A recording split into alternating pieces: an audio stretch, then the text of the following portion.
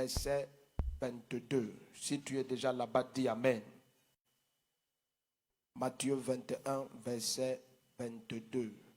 Matthieu 21, verset 22. Mantoko prakatabareto hoshaba. Ou que tu nous visionnes, j'espère que tu n'es pas en train de somnoler parce que c'est le temps d'une visitation extraordinaire. Le Seigneur veut positionner quelqu'un pour ce qui est devant. Plusieurs pensent que c'est une année difficile, mais il n'y a aucune année glorieuse comme 2020. Je sais que ce que je dis t'embrouille. Je dis plusieurs vous annoncent que 2020 est une année difficile. Je n'ai jamais connu une année glorieuse comme 2020. Et quoi que ce soit qui te fait penser que c'est difficile, c'est ce qui va être attaqué pendant ces 21 jours. Quoi que ce soit qui te fait voir cette année comme l'annonce d'une saison complexe, bien aimé, il n'y a aucun temps dans la création où le Seigneur a disposé sa grâce et sa faveur comme dans cette année. Le problème très souvent, c'est que même les chrétiens observent avec les yeux de ce monde. La quasi-totalité du temps, ce qui te dérange, ce n'est pas ce qui se passe, c'est ce que tu ne vois pas. La quasi-totalité du temps, ce qui te dérange, ce n'est pas ce qui se passe, c'est ce que tu ne vois pas. Il y a des choses que quand tu ne vois pas, automatiquement tu as l'impression que c'est la destruction. Mais bien aimé, je vais te dire quelque chose qui va te choquer. Lorsque Marie devait être enceinte du Seigneur, elle est allée vers Élisabeth. Élisabeth a dit quelque chose. Élisabeth dit que toi, tu as reçu une grande grâce de la part du Seigneur. Il dit, tu es une femme hautement favorisée. Amen. Tu as reçu une grande grâce. Il dit, tu es celle à qui une grande grâce a été faite. Mais quand tu regardes l'histoire d'Élisabeth, de Marie, tu as envie de demander que la grâce qui a été faite là, c'est laquelle? Est-ce que c'est celle d'être rejetée par les gens? Parce que partout où elle venait dire que je suis enceinte, on demande qui est le père. Elle dit c'est Dieu. Même dans sa propre famille, on savait qu'elle ne va pas bien. Et Dieu appelle ça une grande grâce. C'est-à-dire que Dieu, quand il te fait une grande grâce, c'est possible que cette grande grâce produise un rejet et des difficultés étranges. Cette femme n'a pas accouché dans une crèche parce qu'il manquait l'argent. La Bible dit que personne ne voulait leur donner une place. Partout et partout, on disait, il n'y a pas de place ici. La femme qui est enceinte, on ne se couche.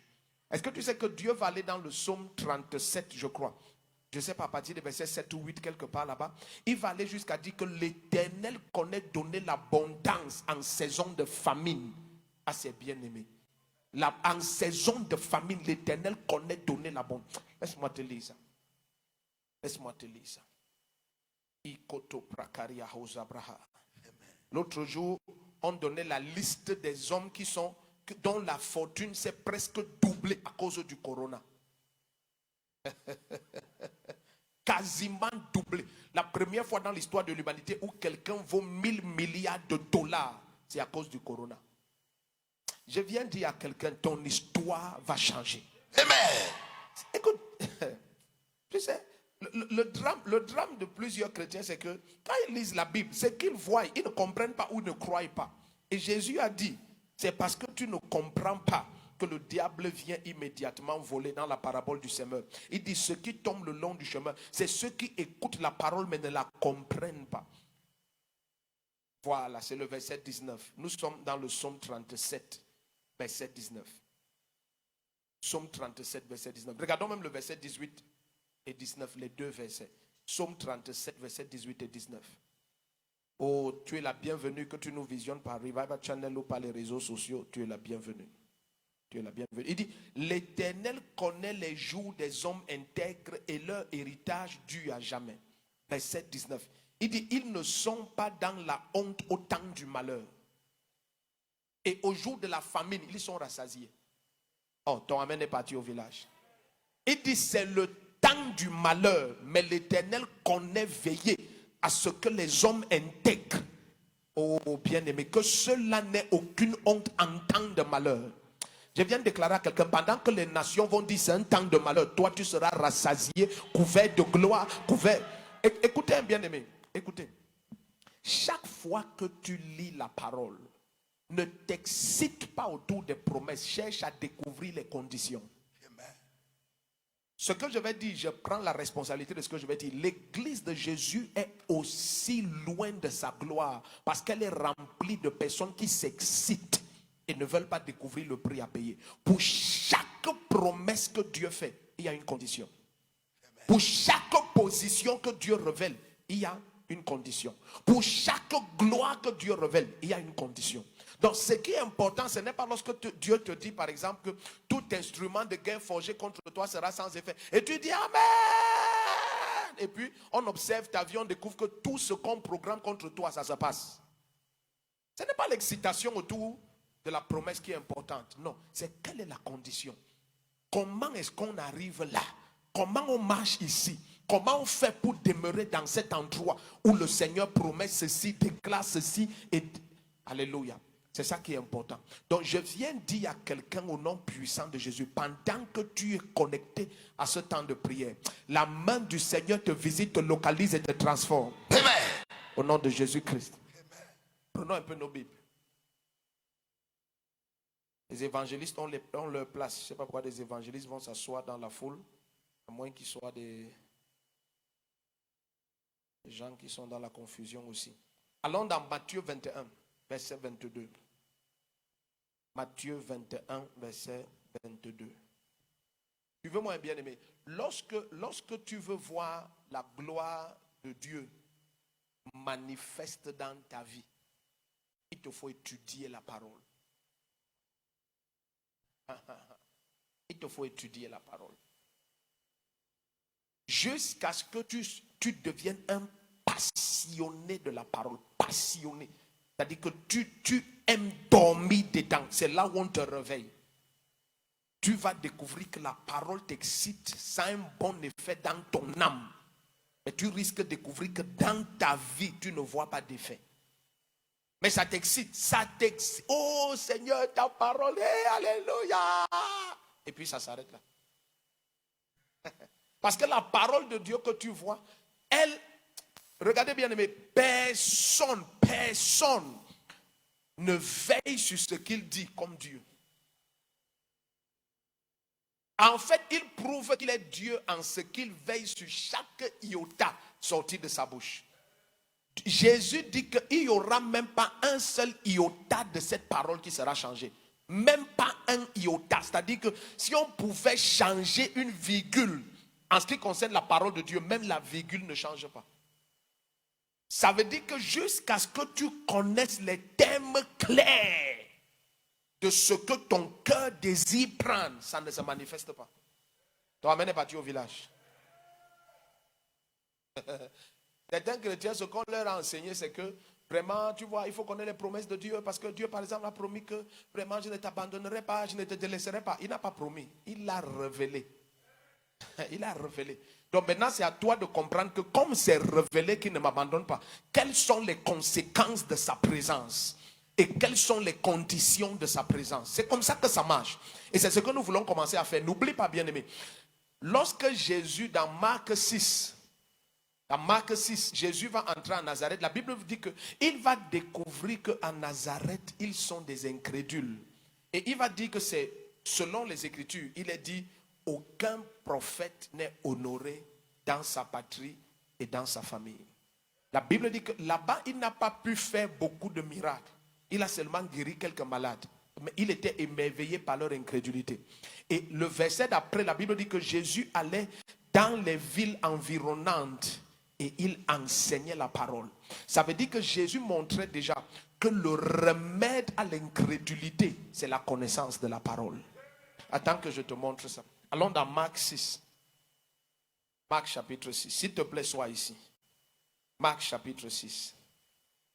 Marc chapitre 6. Tu vas être choqué de découvrir que Marc chapitre 6, prenons même verset 5 et 6.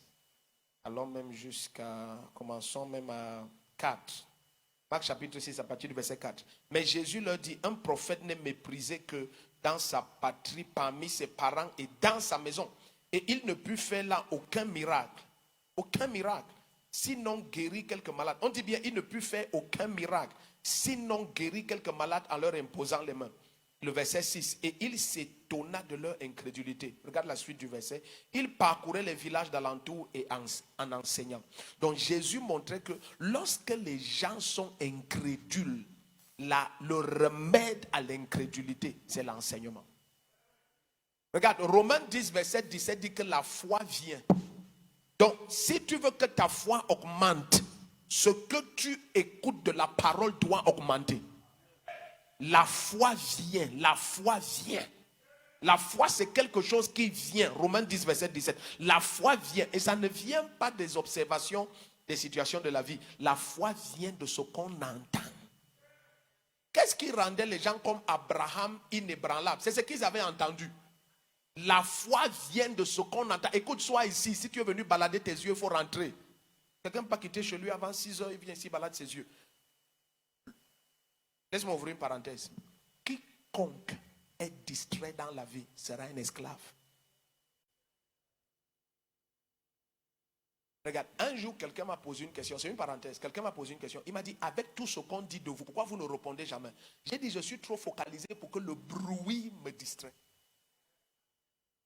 J'ai dit, il y aura aucun jour jusqu'à ce que je quitte la terre où je vais répondre à quelqu'un. Ça n'arrivera jamais. Jamais. Même si la personne reste devant moi et m'insulte, je ne peux pas lui répondre. I'm too focus. J'ai un monde à gagner pour Jésus-Christ. I'm too big. I'm too focus. Je t'ai dit, personne n'est dans un avion et on l'insulte sur terre et il regarde. Tu ne peux pas écouter les insultes qu'on fait sur terre quand tu es dans un avion. Ésaïe 31, verset 4, la Bible dit que lorsque le lion a fixé sa proie, beaucoup d'entre vous, ce qui te bloque, c'est que les gens font les bruits, tu passes ton temps à regarder. J'ai habité dans des quartiers pendant 8 ans. Je ne connais ni le nom du voisin, ni du bailleur, ni de personne. I'm too focus. Ça va faire 30 ans que je suis à Yaoundé. Il y a des quartiers que je ne connais pas. Autour de là où j'habite, je ne connais pas. Je rentre chez moi, je viens à l'église, je sors chez moi, je viens à l'église, je sors chez moi, je viens à l'église, je vais à l'aéroport, je voyage, je rentre à l'aéroport, je vais chez moi, je viens à l'église, je viens, c'est tout. I'm too focus. Lorsque tu... Écoute, parfois je passe en route, je suis un bruit, prrr, même le frère qui me conduit, regarde par le rétroviseur, même tourner ma tête pour regarder. I'm possessed by Jesus. I'm too focused. I'm too focused. La terre, s'il ne laisse pas d'entraînement, ils n'ont pas compris. Tu ne vis pas sur terre, tu t'entraînes, tu échoues, Dieu te ramène encore, tu t'entraînes encore jusqu'à ce que tu réussis. Non, tu passes ici une fois et tu meurs selon la chair, après quoi vient le jugement. Donc toute erreur que tu fais, c'est une erreur pendant le match. Les gens s'ils n'ont pas compris. Il n'y a toute erreur que tu fais dans cette vie, c'est une erreur pendant le match. Donc sois focalisé. Sois focalisé.